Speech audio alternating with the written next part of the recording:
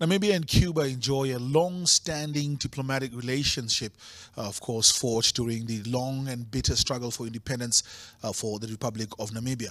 The role that Cuba has played in diplomatic support and independence of many African countries can never be overemphasized. Tonight, we focus on the relationship between Cuba and Namibia on Diplomatic Communique, and I'm joined by the Ambassador of Namibia to Cuba, Mr. Samuel Goagoseb.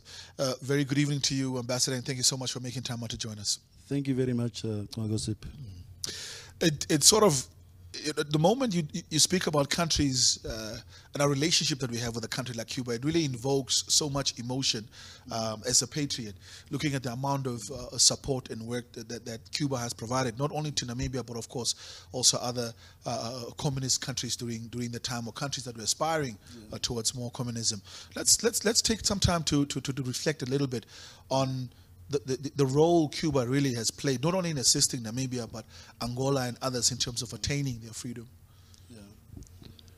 Well, just to give you a background, Cuba is about 8 times smaller than Namibia, on island 8 times smaller than Namibia. Involvement of Cuba in Angola, people think they were satellite of Soviet Union. It's completely contrary.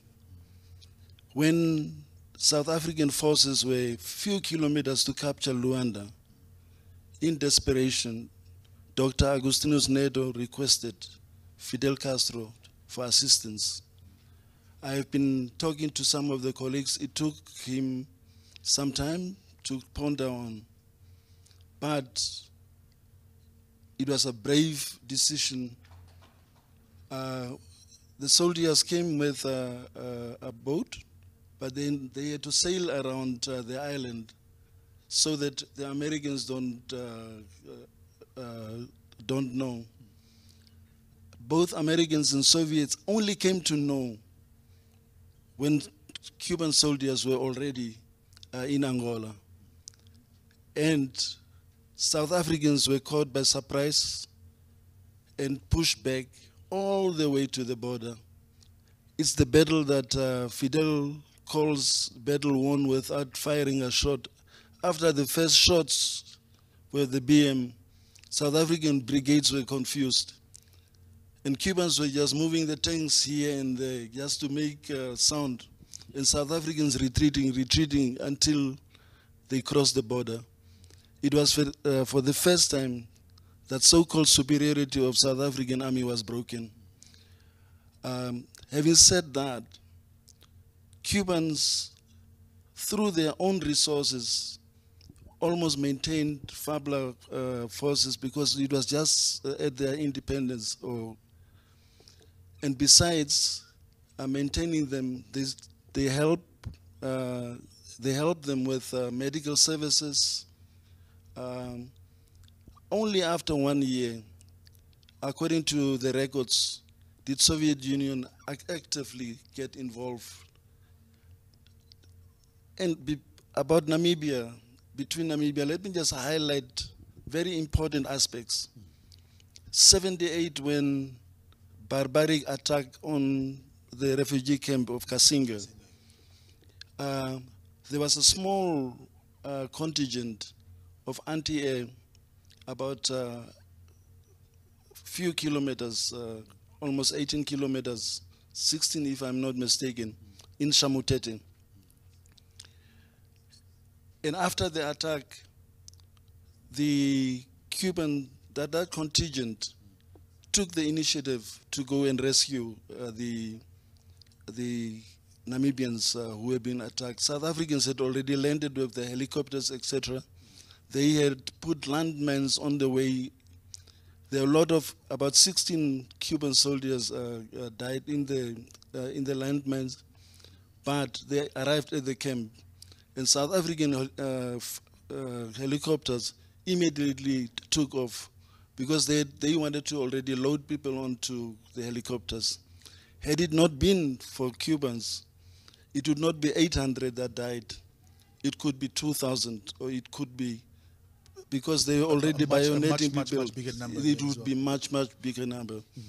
And the last battle, that was Cuito Carnavale, Fidel had to send his elite troops, about 50,000, to push out South Africans. It was do or die. Fidel commented that it was at the sacrifice of his own revolution, of the Cuban own revolution. Had they been attacked during that time, they had sent their best forces.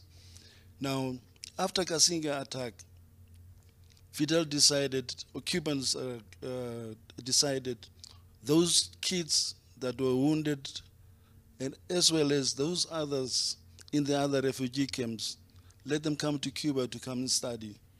And eventually he established 2 schools. Most of them started from secondary school up to their university graduates. And many that come from there have gone through our political infrastructure, whether it's ministers, executive directors, etc., quite a number of high-profile people that were educated during the time. Yeah, exactly. Because what you learn in Cuba is service to the people and commitment, honesty. And I think that's what we are doing now currently, to send as many students as possible so that we can inculcate those cultures of dedication to the nation. Looking at those political relations between the 2 countries, of course, prior to the independence of Namibia, it was completely going one direction with the support that we're receiving from them. But now we are finding ourselves in a different geopolitical global world order where Cuba is finding itself in the backbench, of course, with the blockade, the economic sanctions, etc., etc. But Namibia's position has always been clear in terms of support for Cuba. And recently we saw President Canel also making his way for a high-profile visit of that nature. What does that signify for the relations that Namibia has with Cuba, that we receive a visit of such high-profile visit at a time like this for Cuba? Very briefly, the impact of the blockade on Cuba for the last 60 years, it's almost like Americans would want to exterminate the Cuban population. One instance is during the time of COVID, in the full COVID, Mr. Donald Trump imposed 43 other additional sanctions on Cuba, including declaring Cuba sponsoring terrorism. Can you believe that? That means they could not get any financial support, even syringes they could not import. That's when the Friends came to the assistance of Cuba. Had Cuba not been able to develop their own vaccine during that time, there would have been a lot more deaths. Luckily, their sciences have developed so much that in a very short period of time, they were already having 3 vaccines, and they've added additional vaccines to the extent that from 2 years upwards, everybody was vaccinated with their own vaccine. And even during that period of time when they were having those difficulties, they sent out brigades to help other nations, including the capitalist countries like Italy, even to China. There was an instance of one vessel in the Caribbean, but there was a COVID on board, and no country, including United States, were willing to help. It was an English cruise ship, and Cuba said they can come in and they'll attend to them. Yeah. Looking at in terms of, and I would want us to come back to that President Canel's visit a little bit later on, of course, in the conversation. But one of the things I want us to really reflect on when we come back after the break is whether the multilateralism and international community has failed the plight of the Cuban people. When we come back after the break, if you just joined us, you're watching Diplomatic Communique. I'm speaking, of course, to our ambassador to Cuba, Ambassador Samuel Goagoseb. When we return, we unpack multilateralism in as far as Cuba is concerned. Stay with us. Welcome back to Diplomatic Communique. You're watching, of course, an edition that focuses on Cuba and our relations with the Republic. I'm joined in by the ambassador to Cuba, Mr. Samuel Goagoseb, to just unpack the bilateral relations between the two countries. So a bit earlier on, before we went for this break, we were reflecting, of course, on the geopolitical situation of the country. And you had mentioned, of course, the challenges that the blockade has put on, particularly during COVID. But the one question which I wanted us to really have an honest reflection on, Ambassador, is whether the international community or multilateralism in itself, as we understand it and know it, whether it's the UN structure or other global bodies, have deliberately failed Cuba over the last 60 years. Because if the things that you were mentioning before the break in terms of the interventions they're making globally, there is absolutely no reason why they should be in the situation that they are in. Well, you see, almost 60 or 70% of financial transactions are going through the SWIFT system. And if there's that financial blockade, even Namibia, if you send money, many times it is sent back. Like in our case, we have even the money that's supposed to be meant for the embassy, it is sent back. And every time Cuba finds an avenue, then they block it eventually. At UN, there has been always, many times, year after year, almost a unanimous vote. The only two countries opposing being United States and Israel. Now, how the blockade becomes effective is if any vessel that comes to Cuba, it cannot enter again in the US. And then they are also putting sanctions on those. So those entrepreneurs or whoever, those businesses have got to decide whether they want to sacrifice 100 million deal for 1 million deal. And that's how they force everybody else. The banks that allow any transaction to take place for Cuba, if they find out, then they place heavy price, you see, on them. They have got to pay. So it's a financial control. That's how they succeed. The world is together with Cuba. In terms of that, it's really surprising, and I think not surprising, but actually quite disappointing, to be frank about it, because every year we're sending delegations to the United Nations. The UNGA sits, General Assembly, the votes are taking place, we have groups that are lobbying, etc., etc. But ultimately, 5 countries run the United Nations through the Security Council. The transformation of the UN has been called on for a number of times. We've set up the African Union, 10 that are dedicated lobbying group from Africa's side in as far as those transformation at the UN is concerned. But it seems like that is something which will not happen in our lifetime. I wouldn't say so, because during the G77 summit, G77 plus China summit, the transformation of financial institutions, the transformation of the UN, and all of those issues were discussed, and at the level of a General Assembly level. And currently, there is a committee set up, of which Namibia is a member, to see in which way these things can be speedily implemented. What is also happening at the moment is Russia has come in very strongly.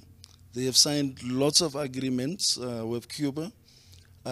Cuba is also trading with European countries, like the Spanish. They have got many hotels in Cuba.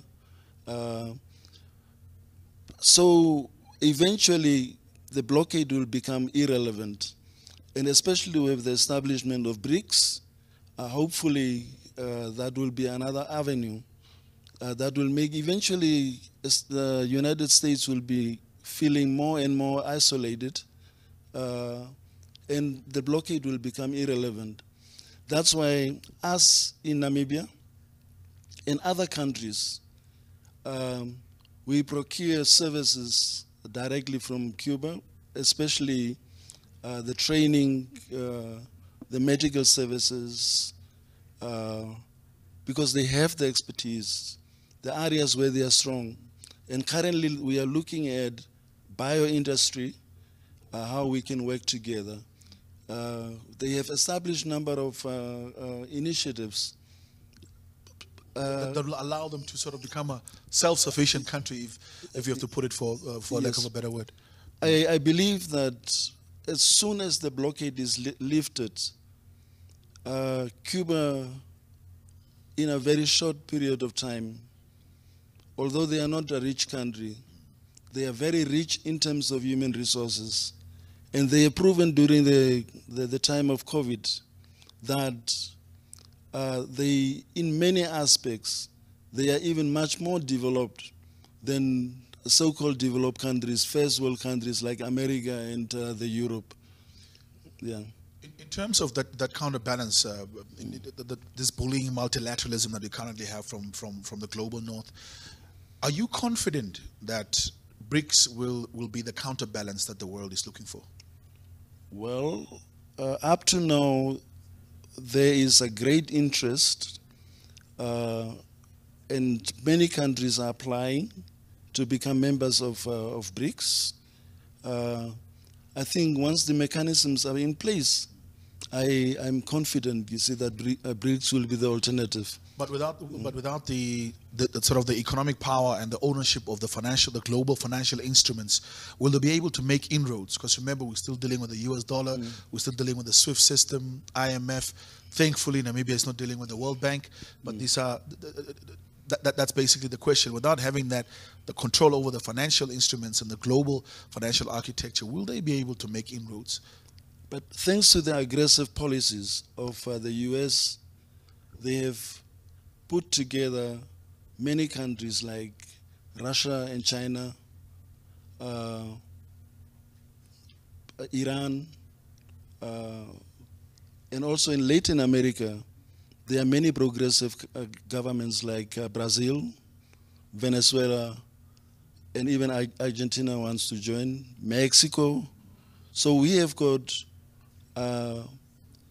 India. So we have got a bigger size of population that is with the BRICS. And we are looking at the moment, the countries to be trade in their own monetary systems and to do away with dollar.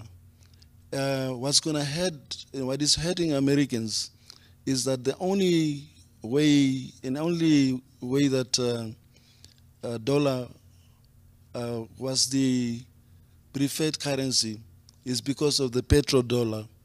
But now, even countries like Saudi Arabia, they have moved away from petrodollar. Many countries have moved away. I expect the dollar will be falling, and we are foreseeing financial crisis. The sanctions against Russia has fired back.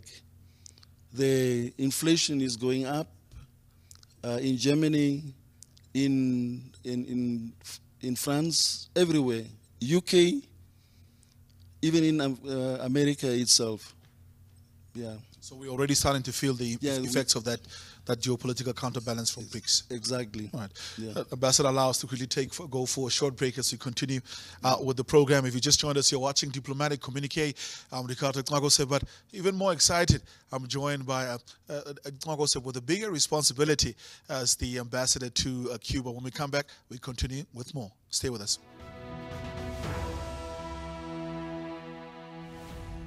Welcome back to Diplomatic Communique with me, Ricardo Goagoseb, where we focus, of course, on the business of foreign affairs and what our missions are doing abroad. We're joined by the Cuban ambassador for today's edition of the program as we're heading to the conclusion of the discussion. Ambassador, the president of Cuba recently visited Namibia, and a high-level delegation, of course, accompanying him as well. Can you briefly reflect on his visit and what were some of the highlights of that visit, particularly at such a high level? Well, the visit was supposed to have lasted for 3 days, but because of the busy schedule and all of that, it was shorter. But within that visit, 3 agreements were signed, mainly the agreement on exchange of sentenced prisoners. The other one is on trade, the commercial agreement between to facilitate trade. And the other one was, let me see. And these ones are different from the work that the joint working group is doing. Yeah, no, these are new agreements. Now, after these agreements were signed, in addition to the agreements being signed, the president was given the highest honor because, logically, because of the bravery of the Cuban people and what they have done for the liberation of Namibia.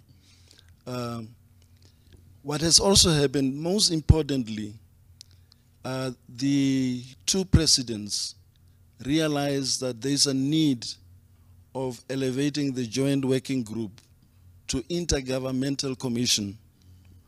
What that basically means is instead of being chaired by deputy ministers, it would be chaired at a much higher level of the ministers. And there would be various sectors chaired by the deputy ministers, and it offers more broader spectrum. It offers more broader spectrum of cooperation. And after the president's visit, we had the G77 and the vice president at that level attended the G77, accompanied by the Minister of Deputy Prime Minister and Minister of Foreign Relations and Trade. And they have also met with the Deputy Prime Minister of Cuba, re-emphasizing the establishment of that intergovernmental commission and given the task to the 2 Deputy Prime Ministers. And subsequent to that, to draft a concept note of how that intergovernmental commission is going to take place. We had also seen that during that visit, the NAST, the Namibian University of Science and Technology. Yeah, Science and Technology. Director General attended and met with their counterpart, the University of Havana, as well as other research institutions, and very important discussions and outcomes out of that visit, especially collaboration in the area of bioindustry, exchange of students and professors, and other things emerged from that visit. Ambassador, I'll be doing a bit of a disservice if I don't, of course, just briefly take a time to reflect also on some of the other jurisdictions that you're responsible for, Venezuela, Panama, the islands of St. Vincent, etc. But most notably, just a brief reflection on Venezuela. Of course, we know they are also a major geopolitical player within Latin America.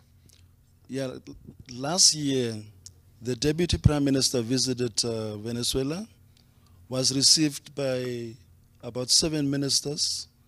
Various areas were identified, also received by the President. And subsequent to that, there has been a large delegation from Venezuela here, and about 9 agreements were signed. Very recently, at the moment, we are expecting a very large trade delegation to Venezuela.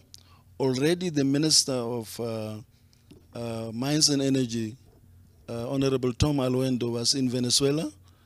What we are looking at now is, since the discovery of oil, we are looking at learning the experience from Venezuela, as well as sending engineers, petroleum engineers, to Venezuela, of which they are very much willing to support. We expect delegations to follow up. Include this week, we hope that the Deputy Minister of Trade and Industry will also be visiting the trade fair in Cuba. We are thinking that since Venezuela and Cuba, they are so linked, once visiting Venezuela, possibly also to stop over in Cuba and increase the ties between these countries. In terms of Panama, we are just looking at the port facilities because of the Panama Canal. And I have already talked to Panama and hope to just link up the two institutions. Yeah.